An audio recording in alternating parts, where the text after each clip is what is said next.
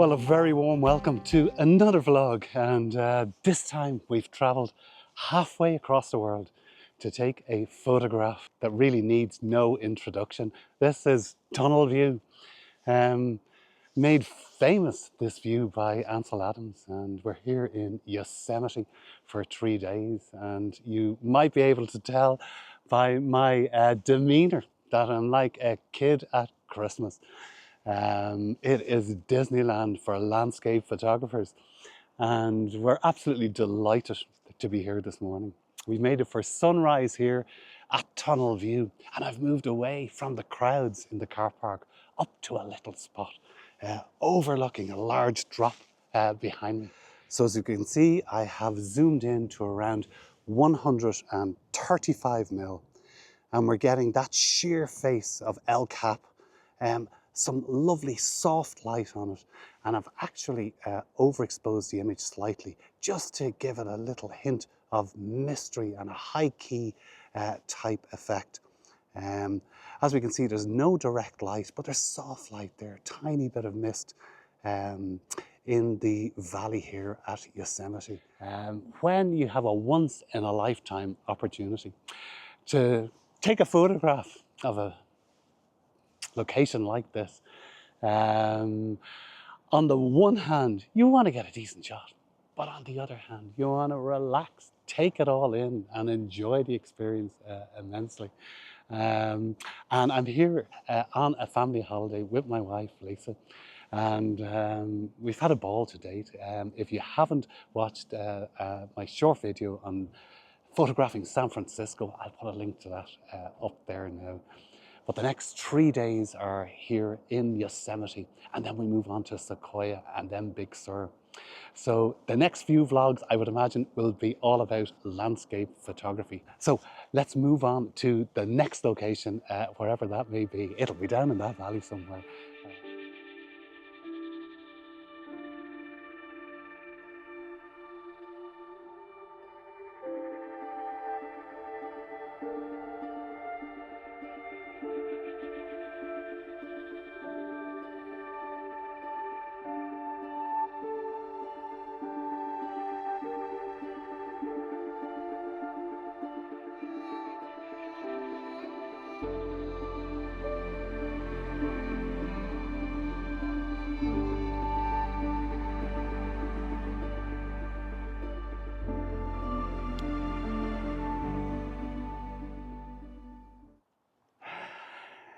It really is a Disneyland for landscape photographers.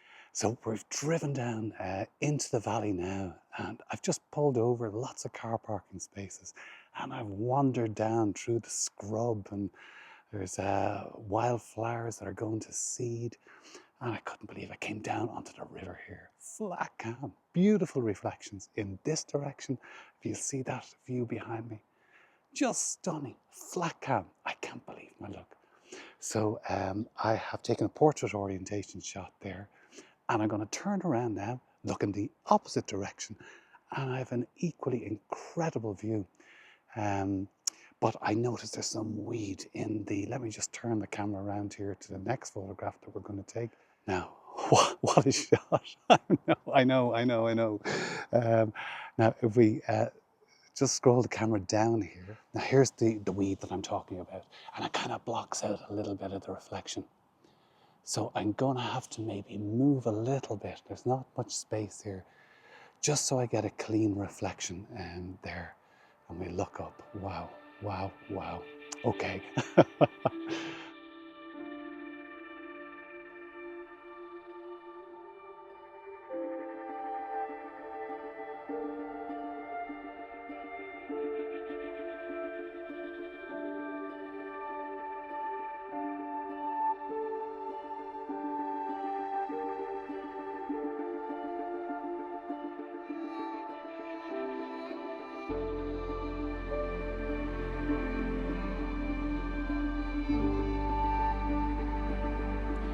Well, yet another roadside stop, and we haven't had breakfast yet, but it's just so hard to resist pulling over. We've walked across the swinging bridge here, and I'm using the 100 to 400 again to take abstracts of this granite wall opposite the meadow here.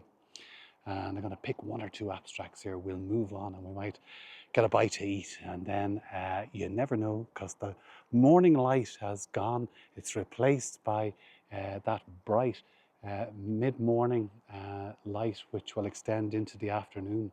So it might be time to take the infrared camera out of the bag. And I'm sure this will suit this landscape very well. As you may well know, Ansel Adams used yellow filters to take many of the images, rendering the skies black. And in many respects, those images are quite similar to the result you get from an infrared camera. So we're going to move on to the next spot.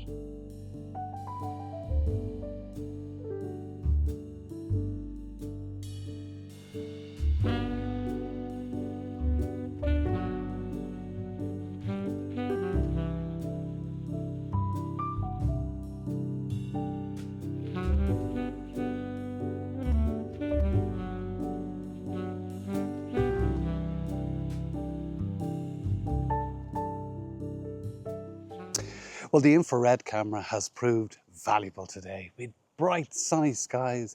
It was a very hot day. That unseasonably warm weather in October here in Yosemite has continued. So I've enjoyed the walks we've gone on. We've gone on Lower Yosemite Trail, ending on that beautiful bridge, and I've seen videos where the water is gushing and you can hardly hear yourself think with the sound of the water. The deafening it is. Not a trickle today. A local photographer here who I greatly admire, Charlotte Gibb. Browsing the internet for images of Yosemite to give me some ideas, I came across Charlotte's website. I wrote her an email just complimenting her work and asking her for a few tips. And she was very kind in writing a beautifully worded email to me. And one of Charlotte's images that really impressed me was of, I think they're cotton trees. You'll see them in the distance here. There was two pines on the right-hand side, the cottonwoods, and Half Dome behind it, because I really like the image behind. And we've got lovely shade in the foreground, a bright area of grass. The cottonwoods are shining out in this image, and the pine woods not so much, kind of taken second stage with Half Dome in the distance, and we've lovely cloud above. So I'm going to take that image now and we'll move on to the next location.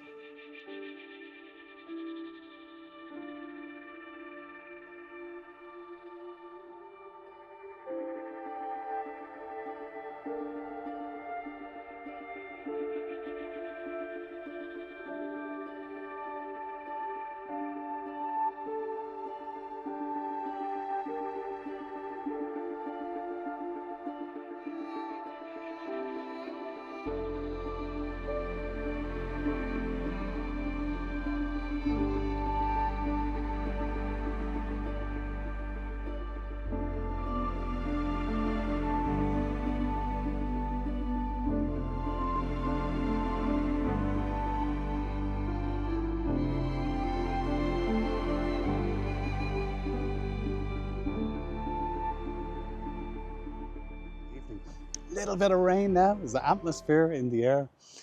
And that rain has led to an increase in the waterfall here at Bridalveil Falls. I'm in the car park, as you probably can tell.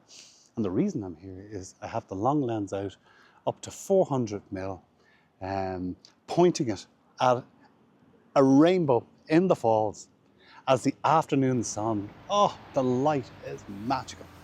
And I'm shooting this at 1/125th of a second. And I'm very conscious that there's some leaves in the foreground, and I'm trying to get them in focus, or we can make a decision then on excluding them and just cropping in even further, just to capture the beautiful flow of the waterfall. I have tried one or two images at a slower shutter speed, you know, half a second or so, and it's quite nice, very artistic. But I think I'm going to stick with the 1/125th. I'm going to shoot and shoot and shoot, and then we're going to walk up to the waterfall. Right. So I am delighted that I am seeing this event, because this is an event, a rainbow in a waterfall in Yosemite Valley. So I'll put those images up there now.